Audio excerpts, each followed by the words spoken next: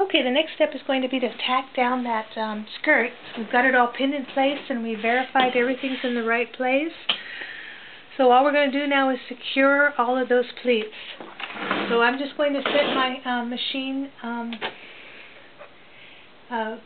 little to the left, a little to the right. Here's my middle position. I'm just going to go over a couple clicks so that when I sew my actual belt on, waistband on, I won't be having those stitches show. So I'm going to just go ahead and tack these stitches down using a regular straight stitch. I'm going to try not to sew over the pins as I go and pull them out.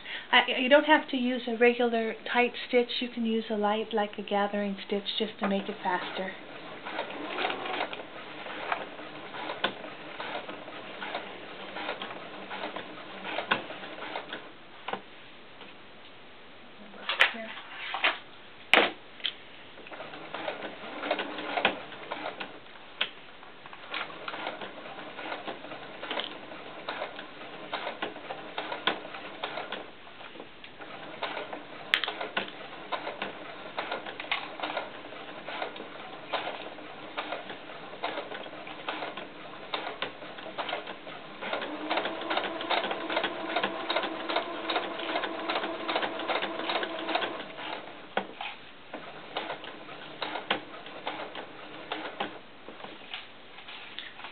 Off the machine.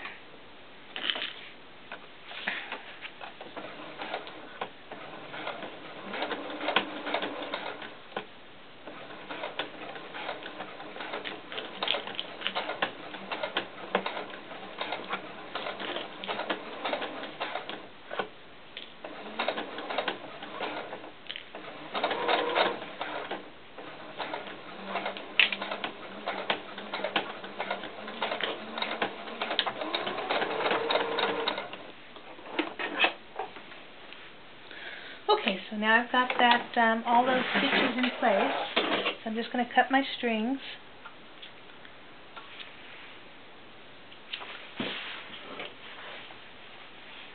And that just secured those pleats in the right spot. So that when you use that, when you attach the waistband now, it won't be hard to do. But that's not the next step. The next step is we're going to turn this down, and then we're going to turn it down twice. And the reason we're doing that is we don't want any raw edges. So if you have a ironing board right now that you can use, would be good, because you can just iron this in place. But I'm just going to finger my folds, and that way I can do this fast without having to use an ironing board. But basically you're just turning it down anywhere from, it's probably like a 3/8 of an inch turn and another 3/8 of an inch, so it's about a 3/8 of an inch, 6/8 of an inch, 3/4 of an inch turn to get this correct. But you know, you can do smaller, you can do a larger. It depends on how you like to do your turn unders, but this 3/8 of an inch seems to work good for me.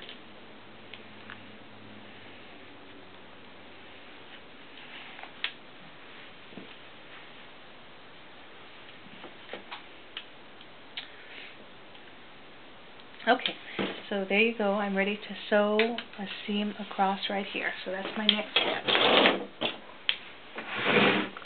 So I'm going to put my machine in the middle, and I'm just going to look at where I'm sewing and sew it right along that line.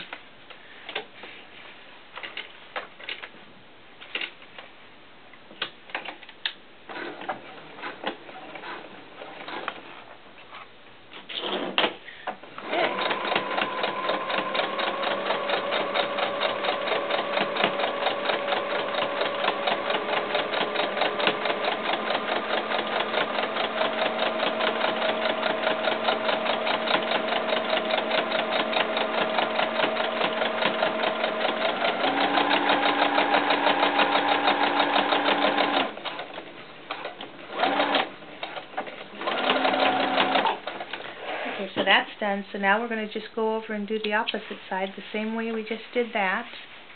And that's what it looks like. I'm using a cream colored thread, the regular sewing thread. I believe it's dual duty. But just use a matching thread because you are going to see these on the back of your dress or the back of your skirt. So same thing, I'm just going to finger press it.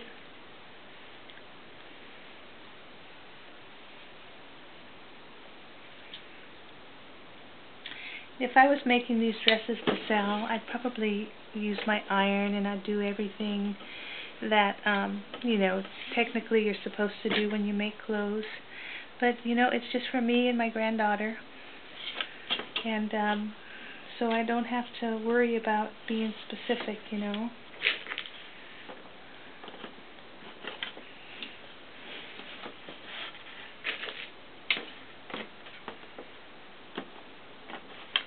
But if you're real picky, you're going to want to get your ironing board out and iron all these up.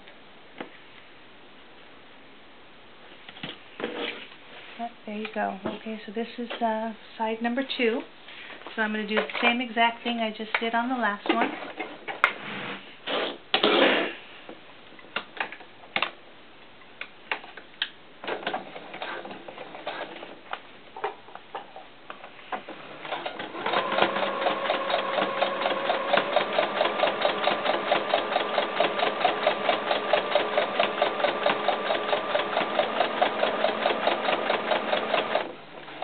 I'm not going to put the hem in until I actually finish the waistband, so I can figure out how much I need to turn that up.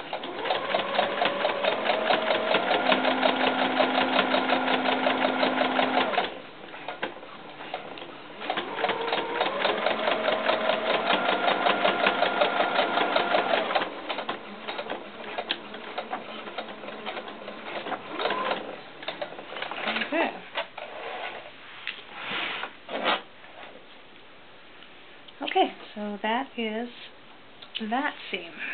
So we've got both of the seams done on each of the sides. So the next step is putting on the waistband.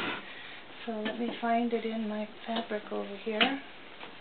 Okay, so this was the waistband. I decided on a 4-inch waistband. Yeah, 4 inches by 13, and that's going to be my waistband. So what I'm going to do is I'm going to put my my right sides together. We're sewing right sides together, so just pin that together for right now. And then we're going to apply it to the top of the skirt.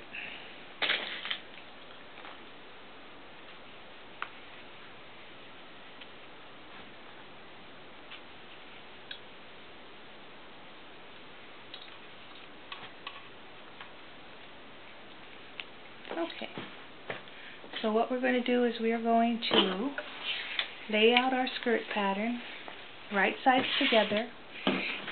Now you want to be careful not to ruin any of your pleats while you're sewing your waistband on. So what I like to do is I like to, well, first of all, check to make sure I had everything sewn properly. But what I'm going to do now is I'm going to take some pins and I'm going to pin my pleats down just where the edges are. And I'll show this up close in the camera when I get there. But I'm doing this so that my fabric will not shift on me when I'm adding the waistband to the top of this fabric. Because you don't want to get any puckers or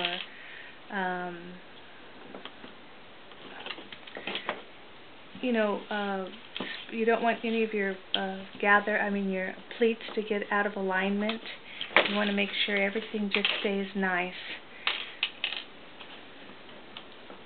This is also a way to check your previous stitching too, so you can make sure that when you did sew your pleats down, excuse me, that everything was sewn in the proper place.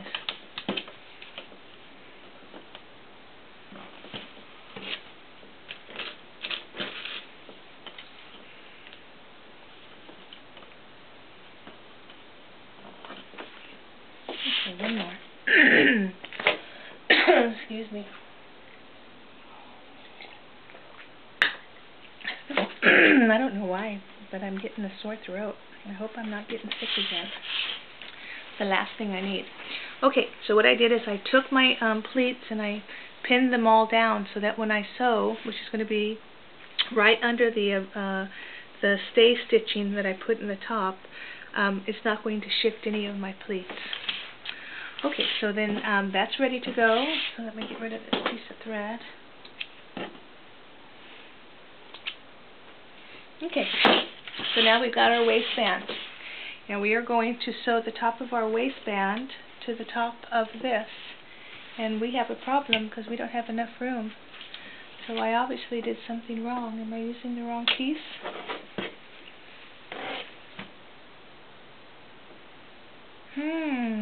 What the heck happened? Do I need to put another pleat in? Yeah, okay. What happened was I didn't put that other pleat, turn that other pleat down. So I'm going to have to put a pleat in so my waistband will fit.